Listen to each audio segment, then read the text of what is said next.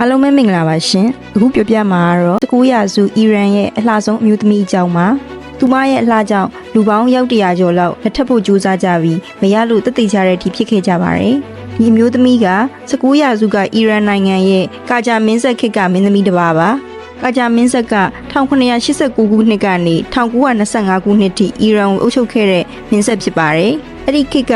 ကာဂျာမင်းသမီးတွေဟာအလှပနဲ့စက်တည်ရှိမှုရဲ့သင်္ကေတတွေဖြစ်လူသိများခဲ့ပါတယ်။အထူးသဖြင့်မင်းသမီးဇဟာရာခွနန်လို့ခေါ်တဲ့မင်းသမီးတစ်ပါးဟာလှပတယ်လို့နာမည်ကြီးခဲ့ပါတယ်။သူမဟာကာဂျာဘီရင်နာဆာအရင်ရှားရဲ့သမီးတစ်ပါးဖြစ်ပြီးသူမရဲ့အလှပကြောင့်အီရန်နိုင်ငံမှာလူပေါင်းရောက်100ကျော်လောက်ကသူမကိုလက်ထပ်ဖို့ကြိုးစားခဲ့ပြီးတချို့ဆိုအသက်ဆုံးတဲ့အထိဖြစ်ခဲ့ကြတယ်လို့အမိုင်းမှတ်တမ်းတွေမှာဖော်ပြထားပါတယ်။ဒါပေမဲ့အဲ့ဒီခေတ်ရဲ့အလှပဆန်နှုန်းကအခုခေတ်နဲ့မတူပါဘူး။ကာဂျာခေတ်မှာအလှပရဲ့ဆန်နှုန်းက